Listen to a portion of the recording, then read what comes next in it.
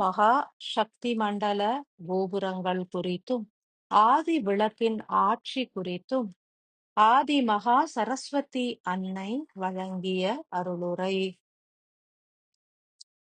ஞானத்தின் வெளிப்பாடு என்பது பல்வேறு ரூபங்களை ஏற்றிருக்கும். மானுடர்கள் ஏற்கின்ற பெரும் ஞானம் என்பது ஆதி விளக்குகள் வெளிப்படுத்தும் ஞானமாகும். தெய்வங்கள் வெளிப்படுத்தும் உன்னத ஞானம் என்பது சக்தி மண்டல கோபுரங்களின் வெளிப்பாடாகும். ஆதி மகா சரஸ்வதி ஆகிய யாம் இத்தருணத்தில் எமது குருவாய் நிலைத்திருக்கும் ஹயக்ரீவ மகரிஷிகளோடு பூரண ஆற்றல் கலப்பு கொண்டிருக்கின்றோம். உன்னதங்கள் பலவும் மலர்கின்ற காலம் இது. மலர்ச்சியினை ஏற்பவர்கள் அனைவருமே முக்தி பெறுவர். காலம் என்பது பெருத்த மாற்றத்தினை ஏற்றுள்ளது.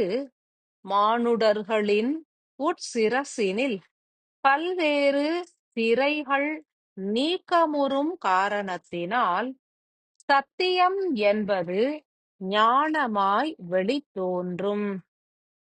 சத்தியயுக வாசிகளாய் மலர துவங்குகின்ற அனைவருக்கும் 3 உன்னத சத்தியங்கள் உணரப்படும்.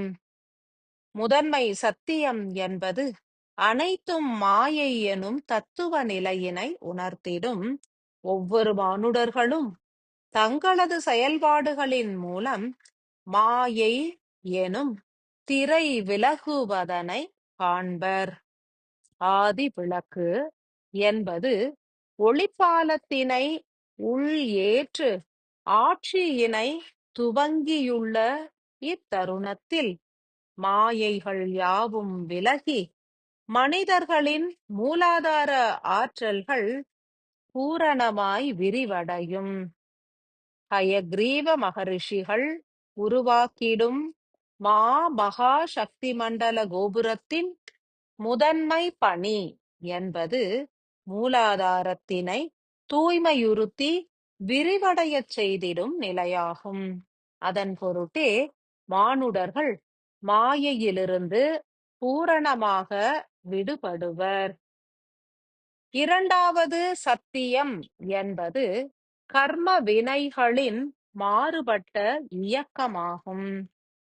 ஆதி விளக்கு வீரிய ஆற்றல்களை ஏற்று இயங்கத் துவங்கின எனும் காரணத்தினாலும் மகா சக்தி மண்டல கோபுரம் பிரதிஷ்டை கண்ட காரணத்தினாலும் வீரியமான காந்த சக்தி என்பது எங்கும் பரவி செயலாற்ற துவங்கிடும்.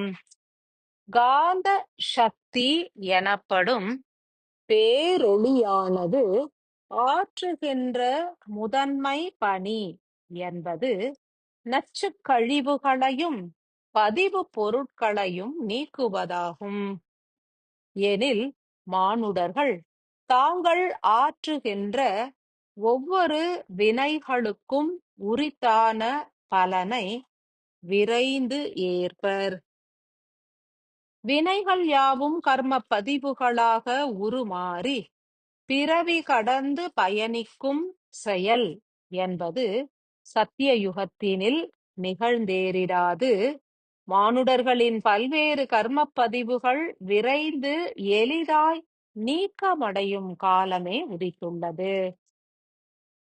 மகா சக்தி மண்டல கோபுரம் மற்றும் ஆதி விளக்குகள் யாவும் ஆற்ற உள்ள உன்னத பணி என்பது வீரியமான காந்த சக்தி எனப்படும் பேரொளியின் மூலம் வினைகளற்ற நிர்மலமான ஆன்மாக்களை உருவாக்குவதாகவே அமைந்திருக்கும்.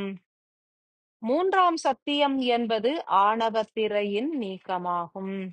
ஆதி விளக்கு என்பது உயர் ஆன்மாக்களின் அன்பு எனப்படும் காந்த அலைவரிசையினை தீர்க்கமாய் வெளிப்படுத்தும் காரணத்தினால் மானுடர்களின் அநாகத சக்கரமானது விரிவடையும், அன்பு பெருகும். உயர் தெய்வங்களின் தன்மையினை மானுடர்கள் ஏற்றிடுவர். அனைத்து உயர் ஆற்றல்களும் குடிகொண்டு இயங்கிடும் மகா சக்தி மண்டல கோபுரத்தின் மூலம் வீரியமான காந்த அலைகள் இப்பூமியினை முழுவதுமாக நிறைத்திடும். இத்தருணத்தில் ஆதிமகா சரஸ்வதியாகிய யாம் ஆதி விளக்குகளில் குடிகொண்டு அதிர்வு அலைகளாக எங்கும் பரவியே செயலாற்றிடுவோம். பொற்காலம் என்பது உதித்துள்ள காரணத்தினால் எளிதாய் திரைகள் நீங்கி ஆன்ம தரிசனத்தினை மானுடர்கள் பெற்றிடுவர்.